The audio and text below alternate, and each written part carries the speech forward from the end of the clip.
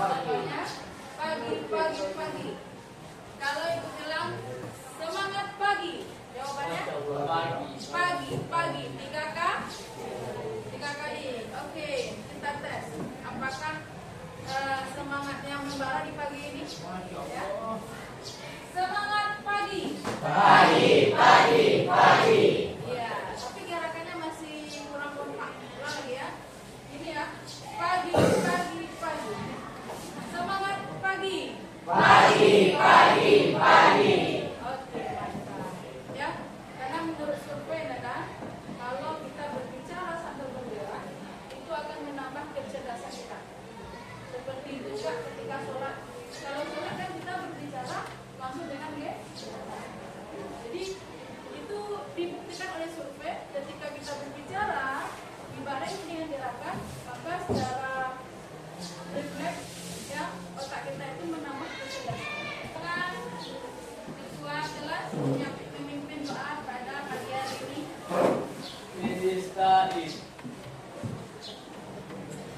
Doa mulai.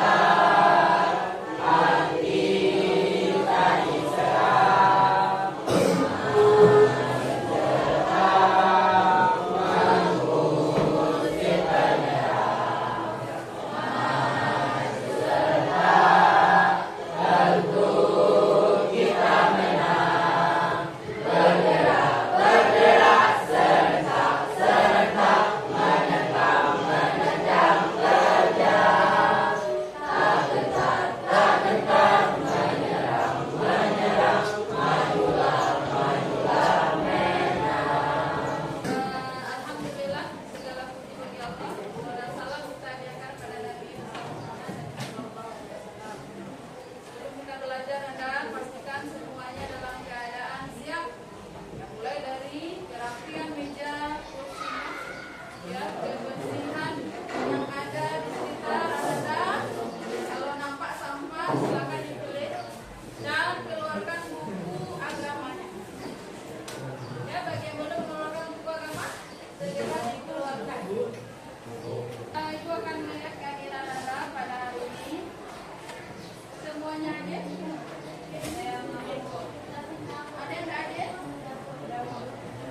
Siapa? Sarah, ada kabarnya? Tina? Tidak ya, berarti ada 2 orang yang tidak hadir pada hari ini. Pada hari ini, kita akan melanjutkan materi pembelajaran kita. Materi kita mengenai menguatkan iman dengan ikhlas. 3 pertanyaan di depan. Untuk pertanyaan pertama, menurut Ananda apa makna ikhlas? Siapa yang mau mengeluarkan pendapatnya tentang pertanyaan pertama? Ada? Silakan Hanif. Menurut saya makna ikhlas ikhlas itu adalah menerima semua kondisi apapun dengan lapang dada. Menerima kondisi apapun dengan lapang dada. Bagus. Ya, sudah berani mengeluarkan pendapat. Ada lain definisi lain Ananda? Nah, yang kedua, siapa yang bisa menjawab pertanyaan nomor 2? Ayo, yang bisa menjawab pertanyaan nomor 2. Mengapa sebagai seorang muslim kita harus memiliki sifat ikhlas?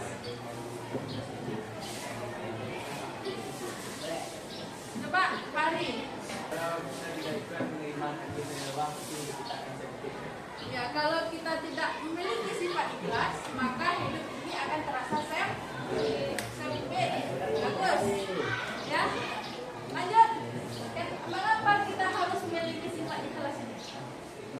Manfaat yang kita dapat adalah yaitu kita menjadi tenang, dan tidak merasa beban bagi kita. Kita ikhlas cobaan yang Allah berikan. Ya, bagus. Ya. Salah satu hal yang kita rasakan ketika kita memiliki sifat ikhlas, hidup akan menjadi tentram, no beban. Ya, tidak ada beban yang dirasakan dalam diri kita. Oke. Pada pembelajaran hari ini kita menggunakan model pembelajaran PJBL namanya, atau Project Based Learning, yaitu pembelajaran berbasis project. Jadi Anda menghasilkan karyanya berupa poster.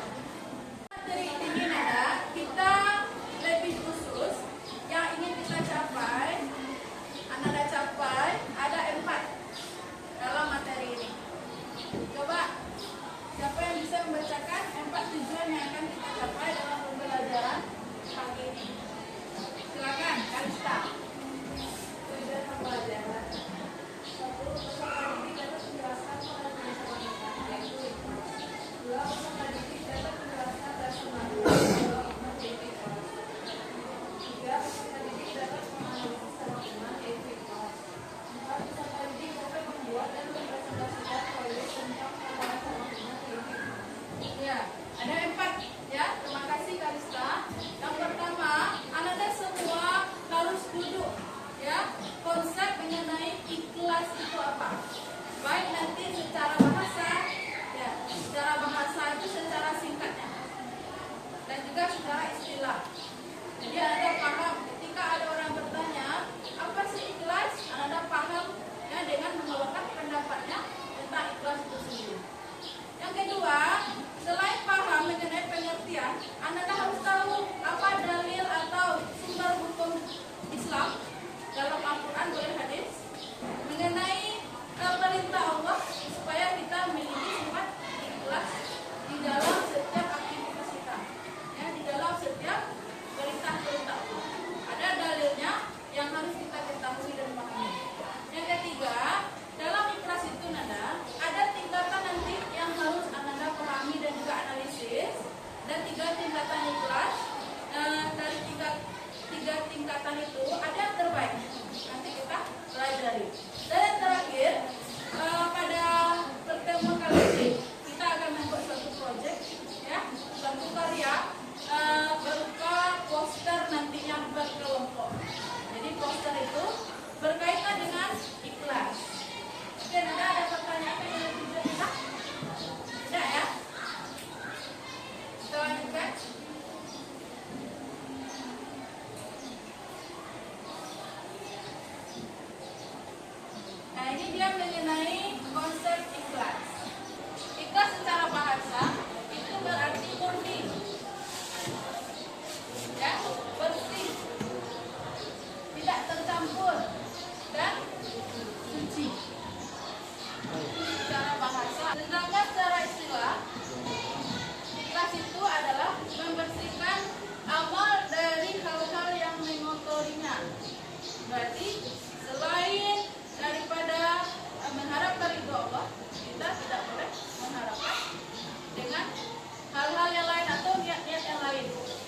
segala sesuatu itu harus kita lakukan karena mengharap apa?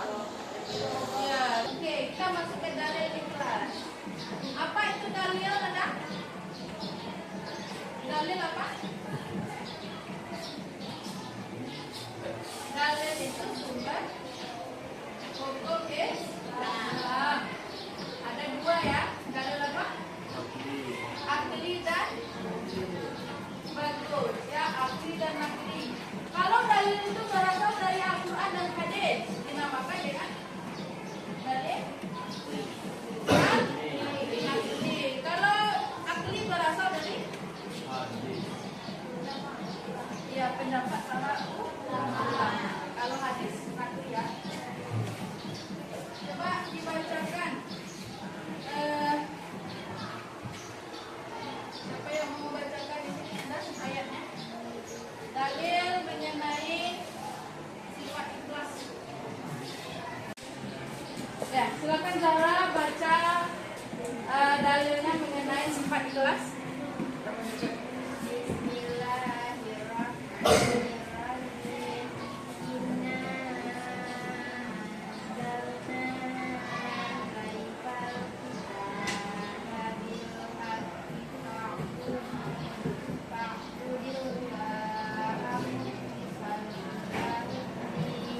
Ya, bagus.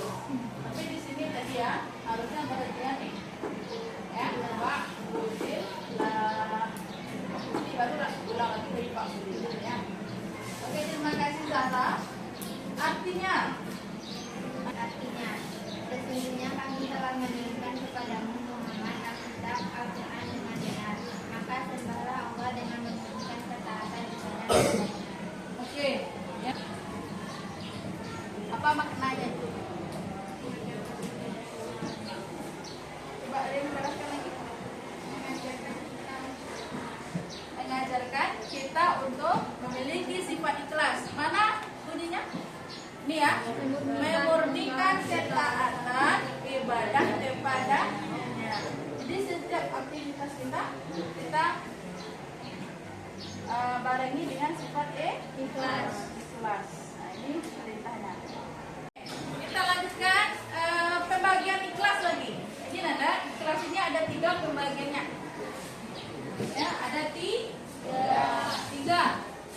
Yang pertama yaitu tingkatan orang awam atau umum, yang mana setiap ibadah dilakukannya untuk mengharapkan dunia dan akhirat. Apa contohnya? Apa contohnya? Yang pertama, ya, yang mengharapkan dunia dan akhirat. Apa contohnya mengharapkan dunia? Apa? Pertama, impian. Yang kedua, apa? Dia mengharapkan harta. Yang ketiga, mengharapkan kesehatan. Nah, jadi tingkatan yang umum itu yang pertama, ibadah dilakukan dengan mengharapkan dunia dan akhirat. Yang kedua, tingkatan orang khawas, ya, atau khusus, yaitu orang-orang yang beribadah dengan mengharapkan keuntungan akhirat. Jadi ada kedua ini dia hanya mengharapkan keuntungan akhirat. Apa contohnya? Surga, pahala, ya. Jadi dia mengharapkan keuntungan yang didapatkannya ketika di akhirat nanti. Nah, ini golongan kedua. Yang ketiga, yang terakhir, tingkatan orang khawas atau bahasa Inggrisnya excellent. Yaitu ketika seorang itu melakukan ibadah, ia mengharapkan semata-mata untuk mendapatkan ridhonya Allah Subhanahu. Coba kita tabayun pada diri kita, muhasabah. Yang mana sih yang kita lakukan ini? Tingkatan yang mana dalam diri kita? Yang pertama pertama tadi, yaitu orang-orang yang beribadah hanya mengharapkan dunia dan akhirat. Yang kedua, ketika orang itu bekerja dan beribadah mendapat apa?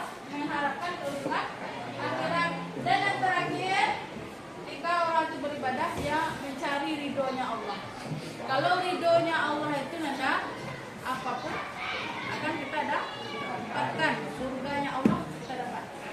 Ya, kesehatan kita dapat. Jadi yang lebih baik itu yang terakhir. Jadi lakukanlah setiap ibadah kita itu, setiap kerjaan kita itu dengan mengharapkan ridhonya Allah. Dan cari ridhonya Allah. Jadi itu yang menjadikan kita semakin dekat kepada Allah Subhanahu wa taala. Ya kan? Kalau kita ingin mencari ridhonya Allah, kasih sayangnya Allah, cintanya Allah. Kalau kita sudah cinta,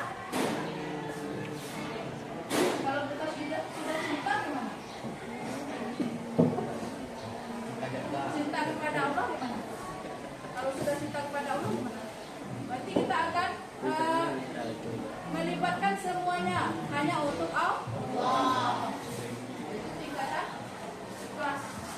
Nanti tiga yang pertama tingkatan orang yang awam, yang kedua wawas, orang khusus, yang ketiga wawas atau excellent. Excellent itu kalau artinya apa? Paling bagus ya. Nah, ini tadi manfaat ikhlas. Ya, ada 4. Yang pertama mendapatkan ketenangan hati, ya. Yang kedua kebahagiaan sejati, kedekatan dengan Allah, dan kebaikan di dunia dan akhirat. Oke. Bapak Ananda, seperti yang Ibu sampaikan tadi, kita akan diskusi kelompok. Ya Ananda, dalam kelompok itu nanti Ananda diskusikan materi mengenai kelas ini. Lalu Ananda buat per kelompok hasil dari poster. Setelah Ananda diskusikan dan buat proyeknya poster tadi, kita tampil ke depan dan presentasi per kelompok. Paham ya? Ya, per kelompok. Untuk penilaian poster ada 4. Yang pertama isinya singkat, padat dan jelas. Ya. Yang kedua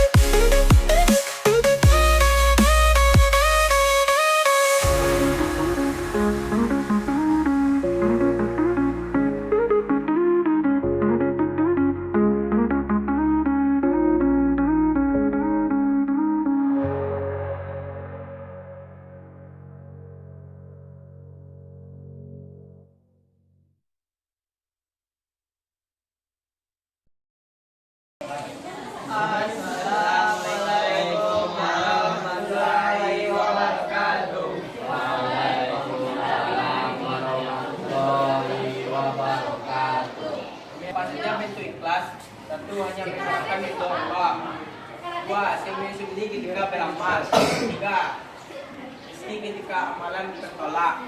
Empat, tidak menunggu pujian dari orang lain. Manfaat dari perilaku ikhlas. Satu, membuat hati menjadi lebih tenang. Dua, tidak mudah marah. Assalamualaikum warahmatullahi wabarakatuh. Waalaikumsalam warahmatullahi wabarakatuh. Kami dari kelompok 3 akan mempresentasikan poster tentang konsep ikhlas yang akan disampaikan oleh Zahra. Permasalahan akan dibacakan oleh Zahra. Konsep ikhlas dapat menyelesaikan masalah. Seseorang karyawan yang dipecat dari pekerjaannya mungkin merasa sedih dan kecewa. Namun sebagai seorang muslimah, jika ia ikhlas menerima kenyataan ini, ia akan berusaha untuk bangkit kembali dan mencari pekerjaan baru. Ia tidak akan terus-menerus mengeluh dan menyalahkan orang lain atas musibah buruknya. Dengan ikhlas menerima kenyataan, seseorang akan lebih mudah untuk melepaskan rasa sakit dan kekecewaan. Ia juga akan lebih mudah untuk fokus pada hal-hal positif dalam hidupnya dan mencari solusi untuk masalah yang dihadapinya. Ikan apa yang jadi tak? Semuanya yang bilang kita. Dan berikut adalah aspek dari kita ikhlas yang dimana ketikanya apapun prosesnya tidak diperhatikan serta jalankan tugasmu dengan ikhlas. Ikhlas itu tidak mudah, tapi ikhlas itu menjadi sebuah yang sekian saya dari Assalamualaikum warahmatullahi wabarakatuh. Waalaikumsalam. Alhamdulillah selesai kita presentasi kelompok. Dari penjelasan Anda tadi itu Ibu rasa sudah bisa Anda semua menggambarkan mengenai konsep ikhlas itu sendiri. Ibu harapkan ikhlas itu bukan hanya sekedar pengetahuan saja, tetapi juga bagaimana kita mampu ya menerapkan sifat ikhlas itu dalam keseharian kita sehingga kita dapat manfaatnya apa tadi, daya ketenangan, kebahagiaan, ketentraman, dan juga menambah kedekatan kita kepada Allah Subhanahu wa Ta'ala. Cuma satu orang, siapa yang dapat menyimpulkan pembelajaran kita pada hari ini? Ada yang bisa? Silakan Dede. ikhlas berarti dapat dilakukan seseorang dalam melaksanakan perintah Allah tanpa mengharap sesuatu selain perintah Allah. Jadi kita sebagai muslim sebaiknya selalu menerapkan sikap ikhlas dalam hal apapun. Ya, mantap ya. Jadi ikhlas itu semua tindakan kita hanya mengharap ridho Allah Subhanahu wa Ta'ala. Dan kita terapkan dalam setiap aktivitas dalam kehidupan sehari-hari. Oke, Ibu sekarang mau nanyakan pada Anda, bagaimana perasaannya hari ini belajarnya? Seru ya? Seru. Ada yang tidak merasa kurang Bu? Ada? Pas Bu. Enggak ya? Alhamdulillah seru, mudah-mudahan apa yang kita pelajari hari ini dapat kita aplikasikan dalam kehidupan. Oke, untuk minggu depan kita akan membahas mengenai sifat malu lagi. Jadi menguatkan iman dengan sifat malu. Ya. Baik Anda, terima kasih atas segala perhatiannya. Assalamualaikum warahmatullahi wabarakatuh.